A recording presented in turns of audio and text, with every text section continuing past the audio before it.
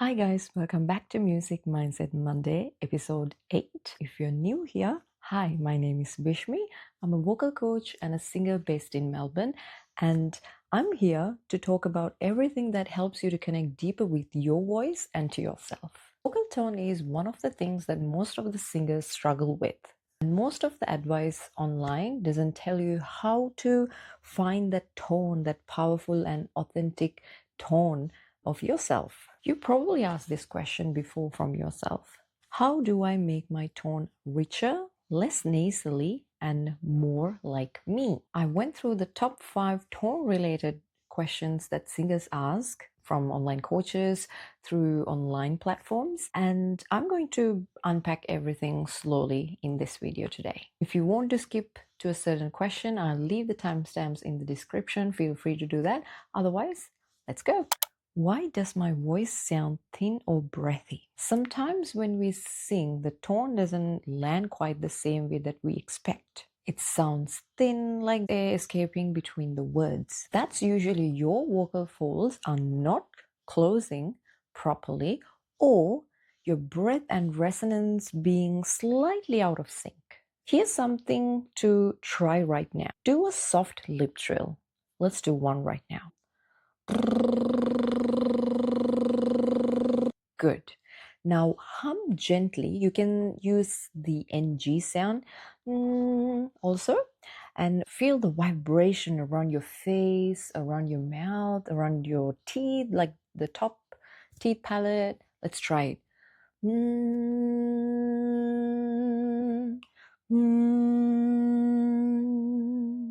Good. That's your resonance, and that's where your tone lives. Once you do the hum, you can slowly open the voice into a ah sound, like this.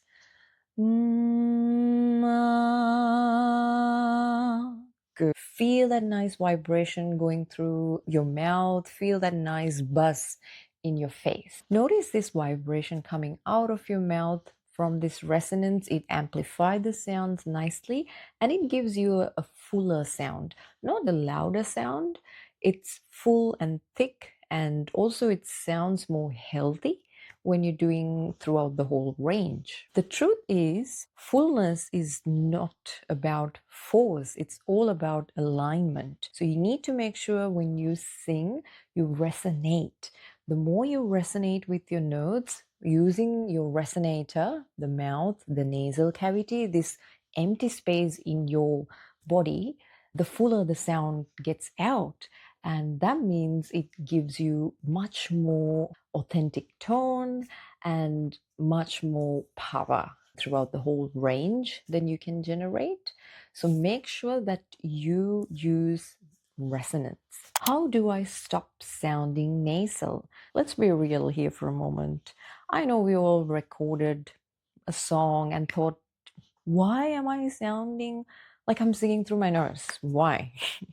A bit of nasality can be stylistic, bright, edgy, poppy kind of sound. Sometimes we want to add that to a certain place in the song, but not to the whole song. If you're singing the whole song using your nasal projection, like you're directing your voice to your nasal cavity, and then the sound is coming through the 2 holes of your nose, then it becomes too much. Then your tone feels more closed off. It's not fuller, it's not thicker, and it sounds different to your actual voice. It sounds fake. All right, for this, I have the perfect solution. So you're going to try this with me. So what we're going to do, we're going to fake a yawn. Yes, I know. You'll be thinking, why am I doing a yawn? Just trust the process. Let's do this together. So we're going to just like yawn. Yes, let's try one more time. All right, good, nice and relaxed. When you yawn, you basically inhale through your mouth, right? And can you feel the opening from back of your mouth? Like there's that little space opening up. Let's try it one more time. That's your soft palate opening, like rising up. Now let's hum before the yawn and after. So hum.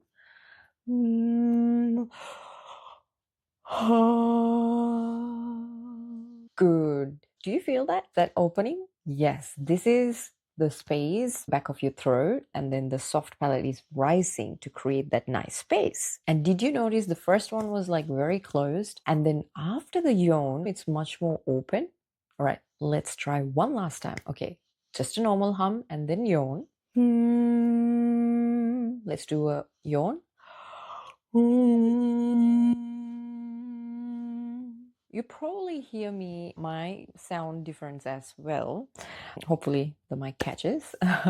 That's what we want, that nice openness, that space behind that back of your throat. We need to maintain that. And when you're projecting, then you're thinking, okay, no nasal, right? It's nice and back.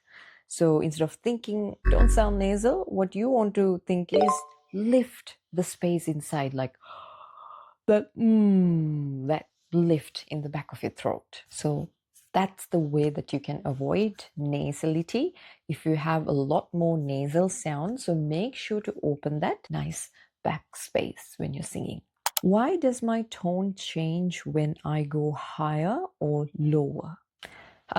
This is the classic two voice problem.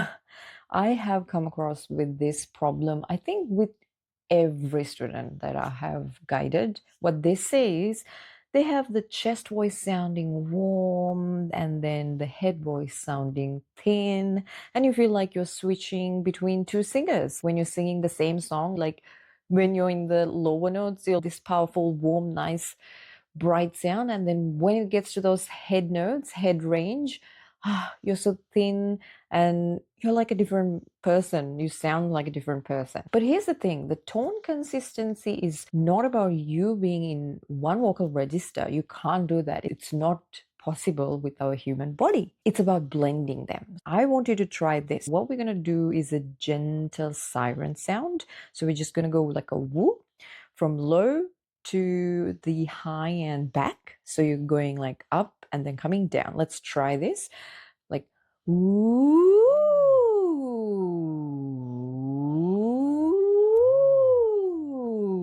right? That's the siren.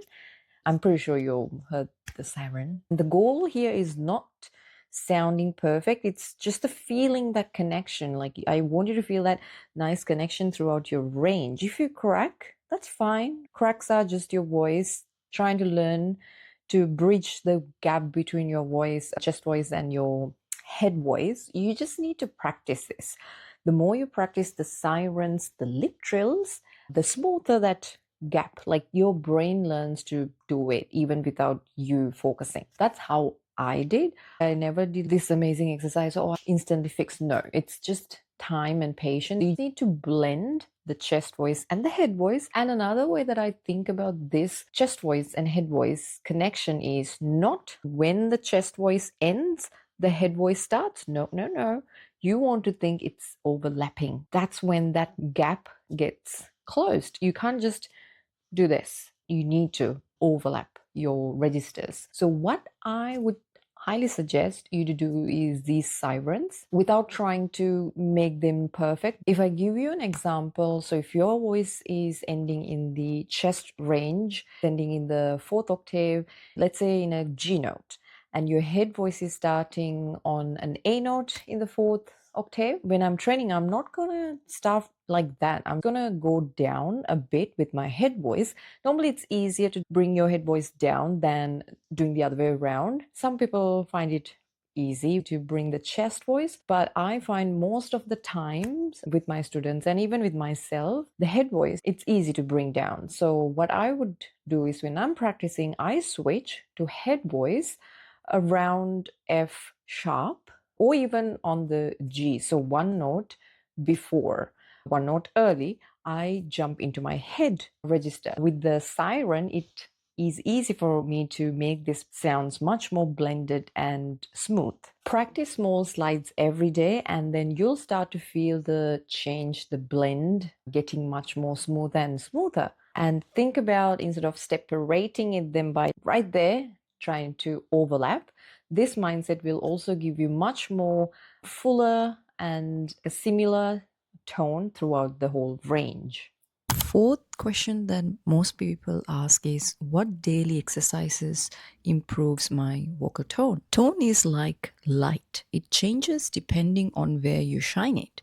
So here are a few exercises I come back to all the time. The first one is a lip trill, which is going to be a gentle and grounding exercise for your voice. And the second one would be sirens. This again connects your range, your lower chest range to the highest, your falsetto range. The third one is long vowels. You're going to be holding a ah or a oo sound, and you're going to be trying to keep the tone centered. The fourth exercise is ga ga ga pattern. You're going to be singing the 1 3 5 8 scale degrees in any given scale, and this helps you to build the strength and the closure of your vocal cords.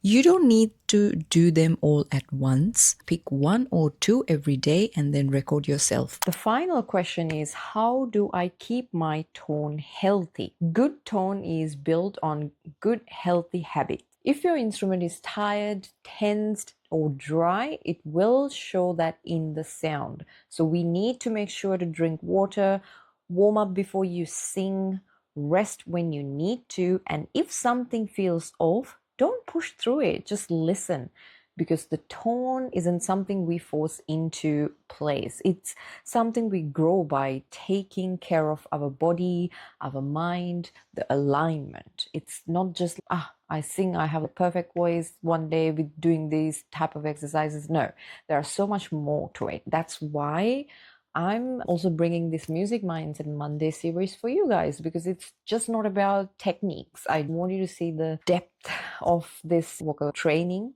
and I hope I am doing a good job so far. And for closing thoughts, I'm just gonna list down a few things for you.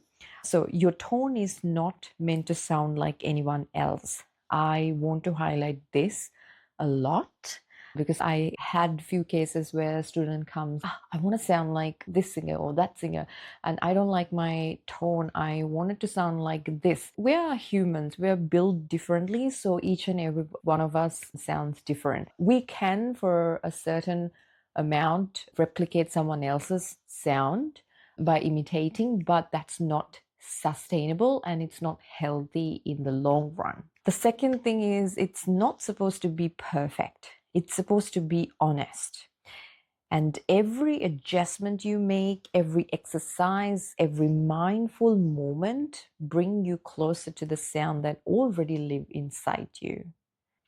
So those are the 5 most common questions that singers ask from coaches online. I hope that I gave you a bit of clarity for those questions. Thank you for being here with me today.